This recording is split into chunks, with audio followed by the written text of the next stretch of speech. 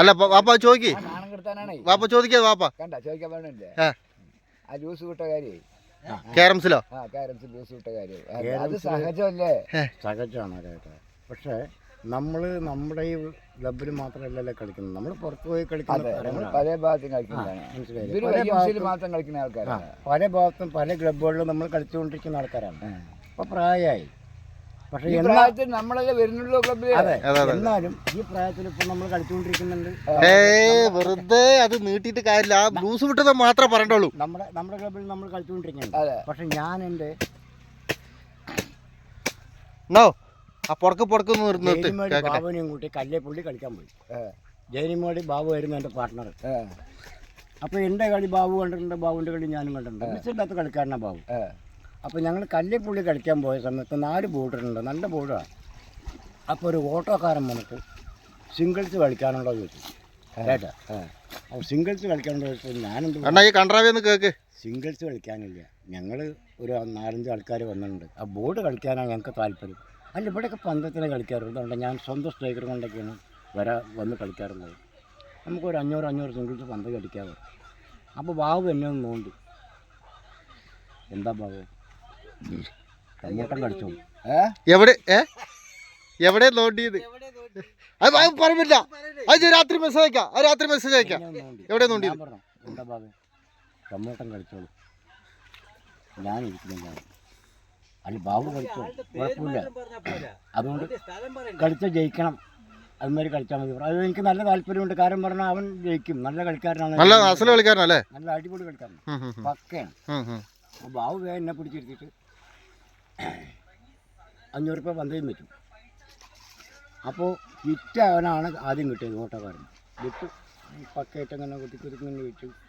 സ്ട്രൈക്കറൊക്കെ കറക്കി വിറ്റ് ചെയ്ത വഴിക്ക് അവന് 2 കോയിനും കളിച്ചു കഴിഞ്ഞാൽ എന്തായാലും നിങ്ങൾ ആളുടെ തോൽക്കും, ഉറപ്പാണ് അല്ലേ? കളിച്ച് ജയിക്കാൻ തോൽക്കാൻ പറഞ്ഞാൽ നമ്മൾ തന്ത്രപരമായിട്ട് നീങ്ങിയ കാരണം കൊണ്ട്, എന്തുപരമായിട്ട് തന്ത്രപരമായിട്ട് നീങ്ങുകൊണ്ട് ജയിച്ചു. പക്ഷേ വേറൊരു കാര്യമുണ്ടേ, അയാൾ ഹിറ്റ് ചെയ്തു, 2 കോയിനിട്ടു, 3ാമത്തെ കോയിൻ പോയില്ല, സ്ട്രൈക്കർ എൻ്റെ തന്നു. അപ്പം ഞാൻ നമ്മുടെ ഒരു പിന്നെ ആ ഗെറ്റപ്പ് ഒന്ന് കാണിക്കണ്ടേ.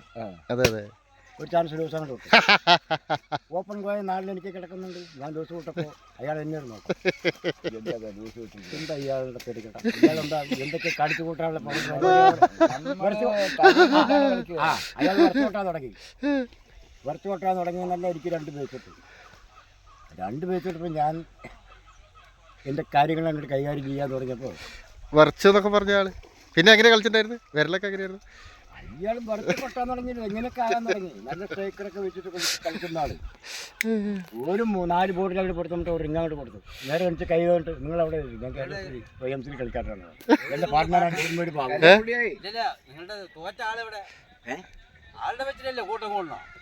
അയാൾ പറയുമ്പോഴല്ലേ വിവരം അറിയാം.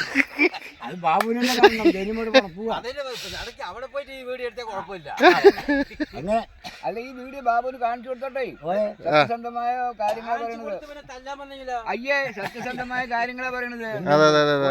കാരണം ആള് നുണ പറയില്ല എന്നുള്ളത് എനിക്ക് അറിയാലോ, അത് ആ മുഖം നേരെ പറയിട്ട് വെള്ളം അടിച്ചാലും കൂടെ നുണ പറയില്ല. ഇപ്പൊ ചുമയാണ്, അത് വേറെ കൂടെ സംസാരിക്കാൻ വയ്യ. 4-5 ഗെയിം കളിച്ചിട്ടാണ് അങ്ങോട്ട് വന്നത്, എല്ലാ കളിയും ജയിക്കുകയും ചെയ്യും. ഈ പന്തായി മറ്റാൾക്ക് റിങ് കൊടുത്തിട്ടാ ഞാൻ വന്നത്. എന്നിട്ട് അവരെന്താ പറഞ്ഞു? ലാസ്റ്റ് എന്താ പറഞ്ഞു? ഇങ്ങനെയാണെങ്കിൽ എന്താ പറഞ്ഞാ? നീ വെറും സുലൈമാൻ അല്ല, നീയാണ് ഹനുമാൻ.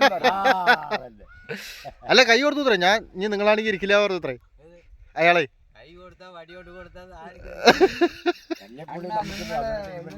വിളക്കാണ് ഞങ്ങള് കാര്യമായിട്ട് കണ്ടില്ല നീ ഈ വഴി കൂടെ പോകണ്ടെന്ന് പറഞ്ഞിട്ട് കൂടി കേക്കാണ്ട് പോയിട്ട് കുത്തു വാങ്ങി.